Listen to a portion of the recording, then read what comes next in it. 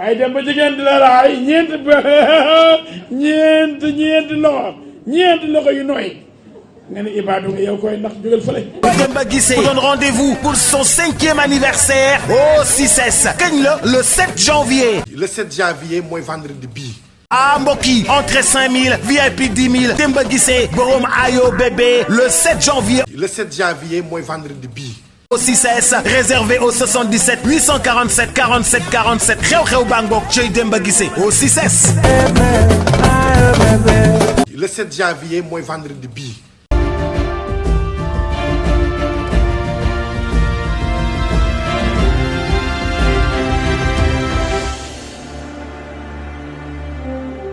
Nous allons passer à l'essentiel. Le premier point que je vais aborder avec vous, c'est l'affaire Adji Sarr, Ousmane Sonko.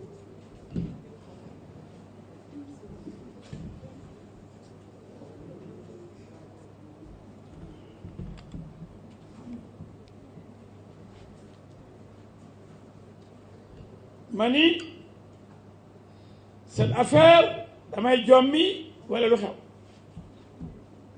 Depuis que le monde existe, en tout cas depuis que moi, j'ai commencé à réfléchir en tant qu'être humain et en tant que Sénégalais, je n'ai jamais vu une décision de justice prononcée par la presse. Je n'ai jamais vu aussi des citoyens sénégalais et des avocats, comme Ciré Clédor Ly, dire à propos d'une affaire en cours que c'est un complot. Donc, ils jugent à la place des juges. Et quand une affaire est pendante devant cette belle dame justice, on se met à la disposition de cette dame, la belle dame justice. Personne n'a le droit de violer le secret de l'instruction de l'enquête. Personne n'a le droit de brandir des PV dans la presse et de faux PV avec un capitaine traître qui a trahi son serment et qui travaillait pour Ousmane Sonko alors qu'il menait l'enquête. C'est le capitaine Touré. Un fonctionnaire militaire qui se permet de jouer comme lui, de tricher, de falsifier les PV et d'envoyer des SMS à Ousmane Sonko. Dans cette affaire, on aura tout vu. Toute forme de magouille, de manipulation, de mensonge et de trahison. Où est le complot? Je m'adresse à mon confrère Ciré Clédor Ly et à tous ceux qui lui ont emboîté les pas pour dire oui, M. Ciré Clédor Ly dément M. El Hadji Diouf. Et il dit, je le cite, c'est mon ami, je l'aime bien, que cette affaire-là, on n'a qu'à l'enterrer, c'est un complot. Mais lui, c'est lui le juge. Moi, je crois que Ciré Clédor Ly n'est pas un juge. C'est un avocat. Et un avocat se permet, dans une affaire qui est en cours, de donner la sentence. On n'a qu'à l'enterrer. Il y a eu des morts, c'est un complot. Mais les enquêteurs, les juges, ils servent à quoi? Maintenant, ce sont les avocats et ceux qui ont des sites comme Pape Alé Niang, Ahmed Aïdara, un syndicaliste, comme l'a dit l'autre là, Saourou Sène, qui en a même pas 1%, mais qui fait le tour des télé et des radios pour dire affaire de Kalatena. Dans Mbodj, je vais le citer. Ce sont des mercenaires qui ont été utilisés pour faire le tour des télé et des radios pour dire PV Bangini, on a dit que il n'y a rien. À la place des juges, ils ont jugé. Depuis que je suis avocat, 33 ans, je n'ai jamais vu des PV brandis par des non-juristes, des professeurs d'anglais, qui font le tour des télévisions pour être avocat, porte la robe des avocats. Se substituer aux avocats pour défendre quelqu'un. Il a même eu des mercenaires parmi les professeurs d'anglais. C'est grave. Des journalistes ont juré avoir rencontré des membres de la famille de Adji Sarr. Faux. Ils ont dit Adji Sarr a un enfant.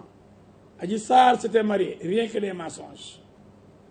Dans cette affaire, on aura tout entendu, tout vu entre Pape Alé Niang, Ahmed Aïdara, Dame Mbodj et compagnie. Babacar Touré, lui, je ne veux même pas prononcer son nom. Je n'ai jamais vu, depuis que je suis né, un menteur de la trempe de ce Babacar Touré-là. Il a osé affirmer que Mademoiselle Adji Sarr a quitté la maison de son tonton d'avocat.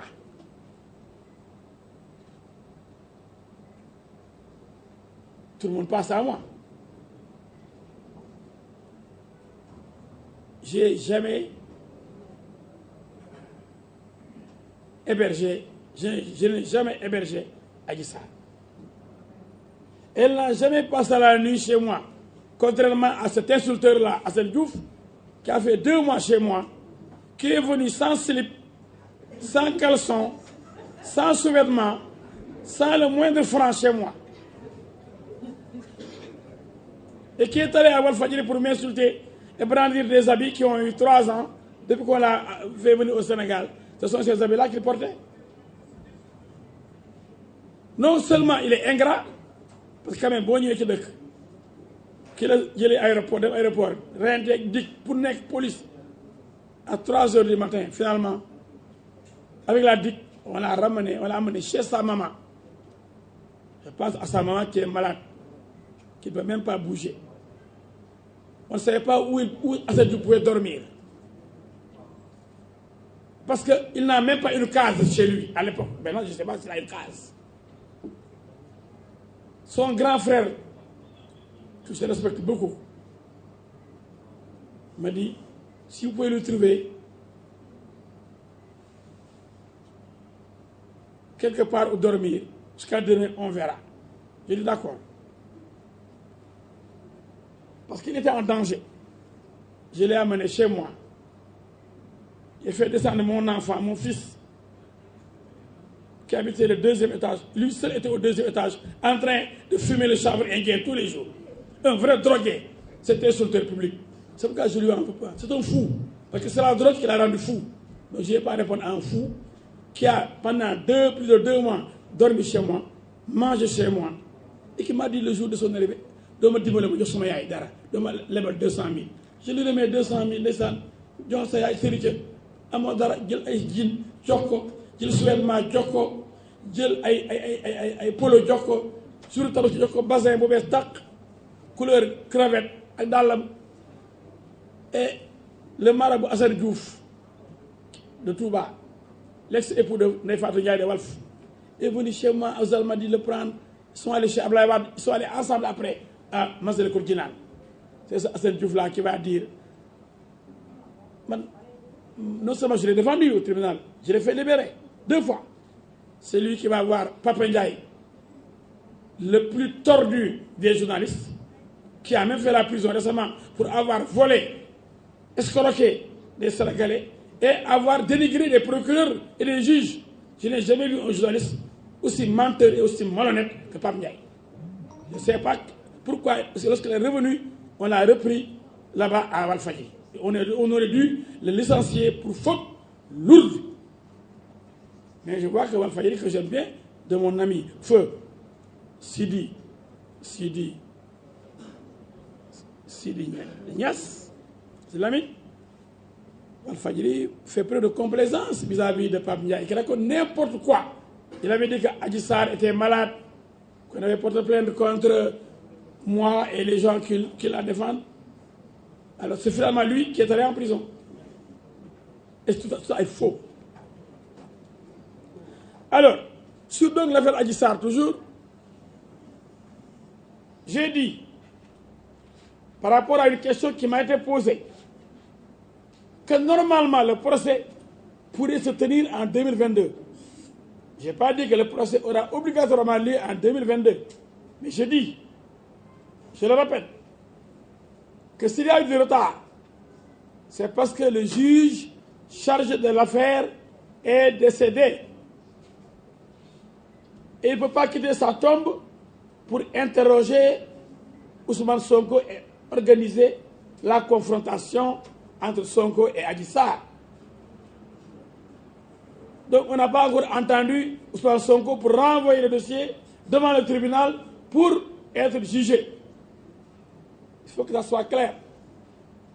Mais je dis, comme le juge désigné, le doyen des juges, Mme Diallo, qui vient d'être nommé,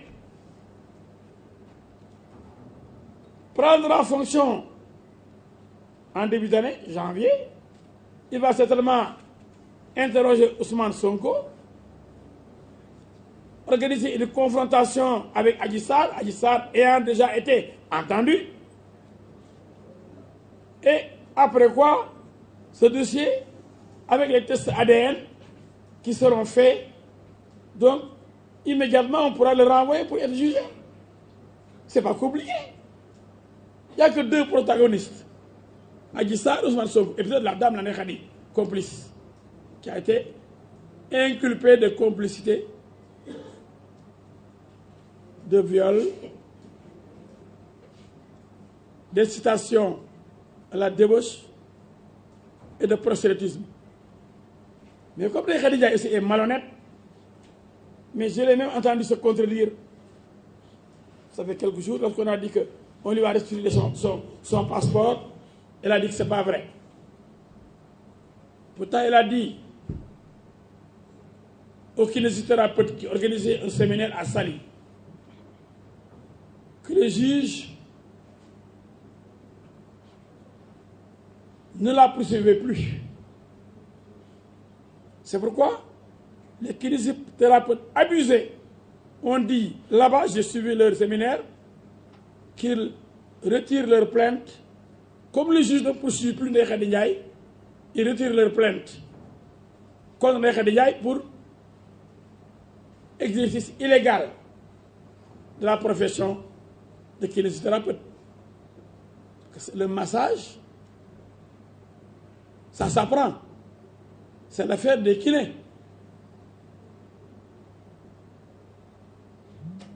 Mais dans cette affaire, il y a tellement de manipulation, tellement de mensonges. Quand si Ndeye Khady Ndiaye ne ment pas, c'est Sonko qui ment, ou les amis de Sonko, comme Pape Alé Niang, comme Ahmed Aïdara, comme Dambo, comme tout cela qui inonde les réseaux sociaux pour nous présenter Sonko comme un homme propre, sain, alors que c'est lui-même qui avoue.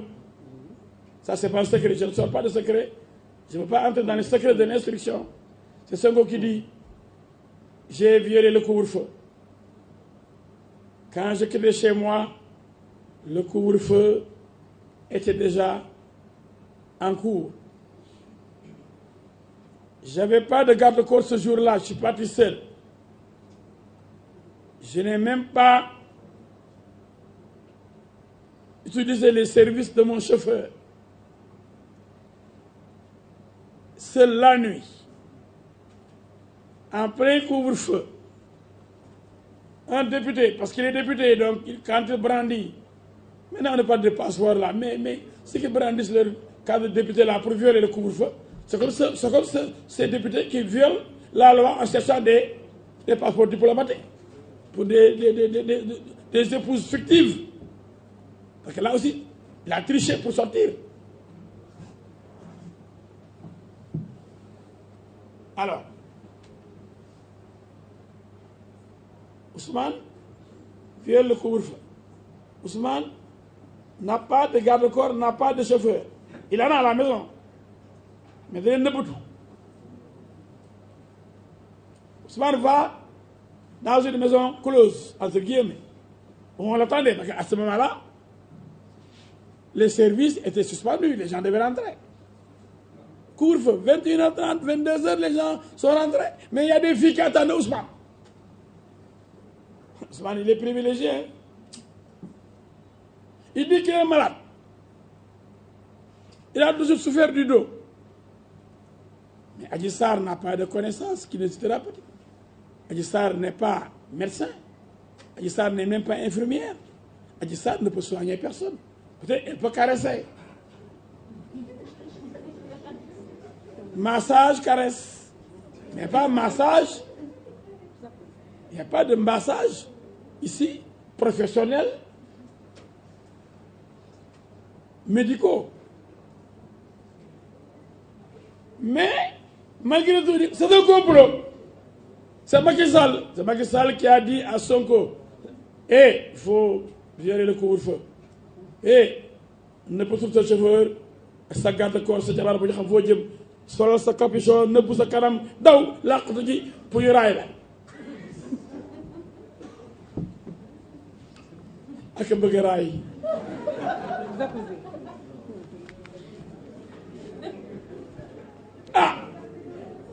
Plein couvre-feu. Mënoo muñ. Vous dites que vous avez un mal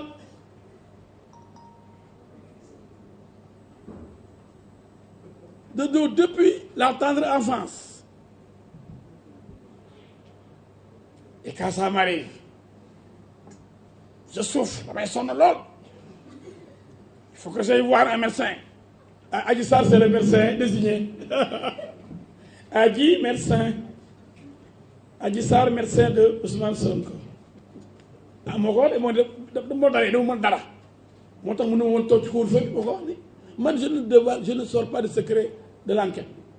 Je prends Ousmane Sonko au mot.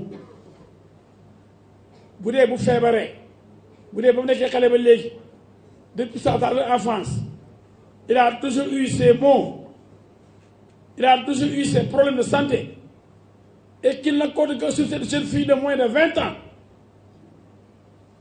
qui n'a jamais appris les techniques de massage. S'il compte sur elle pour se soigner, bravo. Donc, où est le complot? On nous tympanise avec des mercenaires qui passent tout le temps à nous parler complot de Kalatena. Pour parler comme Dambodji, Kalatena. Lan moo Kalaté? Si j'étais autorisé à vous parler du dossier, je ne le ferai pas, par respect. Pour mon ordre et pour ma dignité d'avocat. Mais quand j'en ai dit que oui, le médecin a dit que depuis plus de 24 heures, il n'y a pas eu de rapport sexuel, c'est faux. Mais je n'ai pas entré dans le détail. Ils ont tout inventé.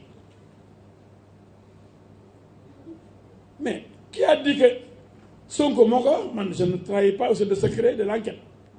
Parce qu'il n'a même pas été encore entendu. Mais à l'occasion de sa conférence de presse, M. Sonko nous dit, quand je vais là-bas, je fais appel à 2 femmes pour me masser.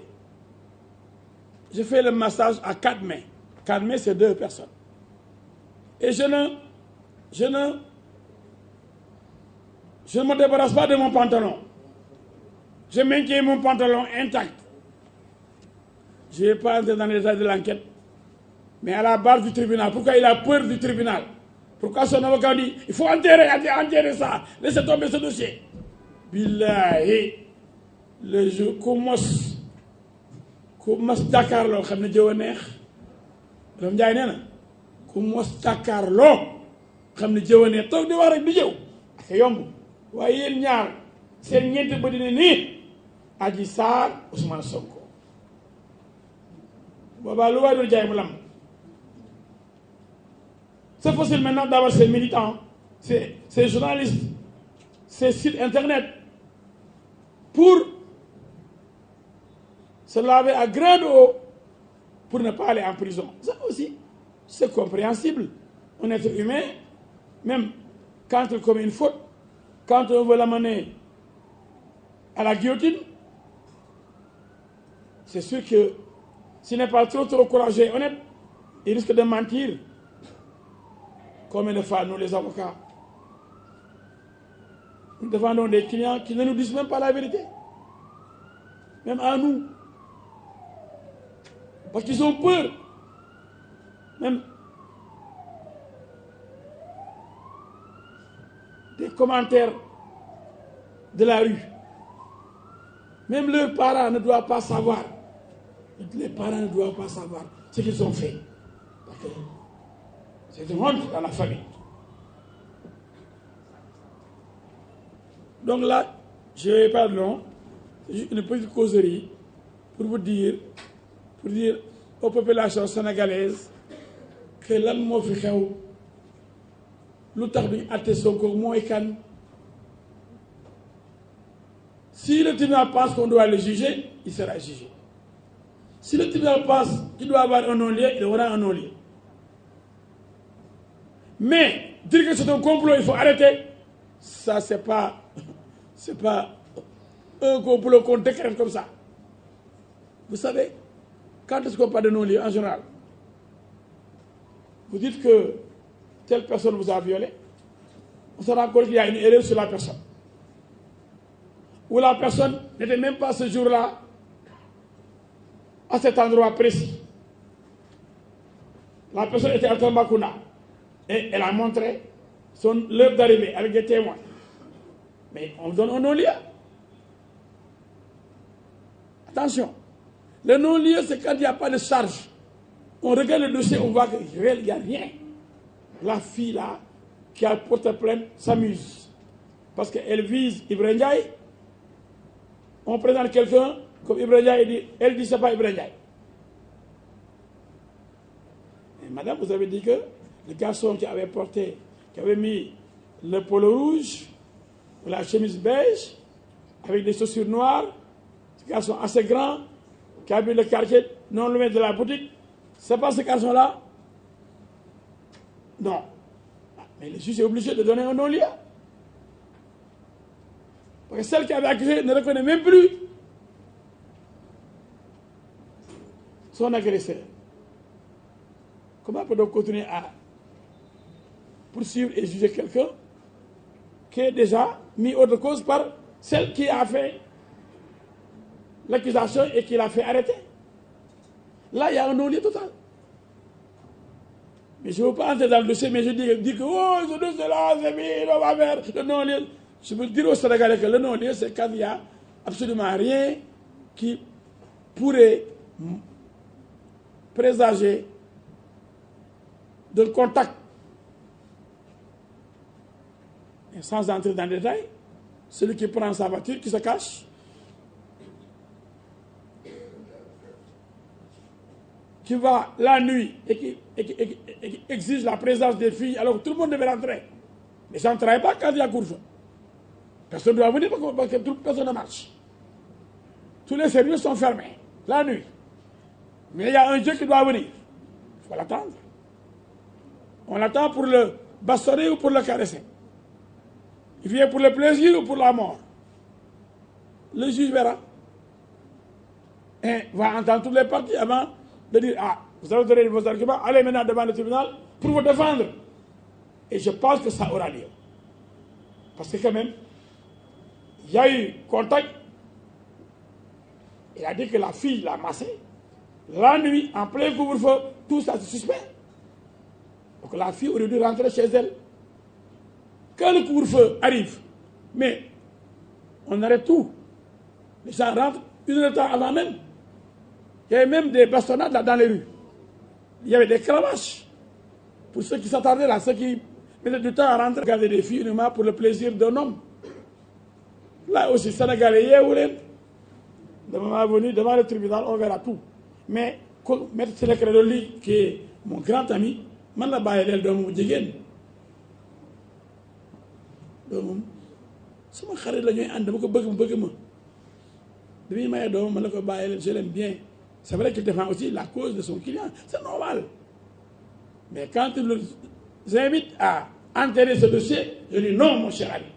Un dossier doit aller jusqu'à son terme pour que nul n'en ignore. Ku nekk xam ni mu demee ndax laal am na ndax laal amul ndax li ne tuumaal am na wala amul loolu nag tribunal rek du Pape Alé Niang ko mën a leeral du Dame Mbodj du Ahmed Aïdara du Babacar Touré nañu wax ba géex duñu mas a nekk juge waaw xanaa dañoo tëj tribunal tëj cour d'appel tëj cour suprême jël ñett ñooñu xaw ma ñeent ñooñu ñuy àtte kon dañ tëj tribunal dañuy fayete juge ak procureur yi ah c'est vrai que sama gars yi ñeme na yàlla de donc dama ni jugement bi dafa war a am ndax Adji Sarr aussi loolu lay ñaan Adji Sarr réclame justice. Elle veut enfin être entendue à la barre du tribunal. Publiquement, devant tous les journalistes, devant toutes les populations sénégalaises, en direct, Adji Sarr, Ousmane Sonko, pour que la vérité puisse jaillir. loolu la ñuy ñaan waaw lu ñu ragal ci jàkkaarloo bi lu ñu ragal ci janloo bi lu ñu ragal taxaw fa mbaxane nekkee benn wala léegi mbaxane benn ci biir yenn maison de presse la nekk ah léegi le juge suprême c'est Ahmed Aïdara ou c'est Pape Alé Niang ah waay gars yi nag dañoo dëgg rek wala prof anglais booy wëddi péro rek bu kooku mooy atte mooy éclaté naa wala waxi dof yooyu rek. Ceci étant dit, je passe au deuxième point. Donc, nous sommes pour un jugement équitable, un jugement transparent, sans menace sur les juges, sans crime, sans agression.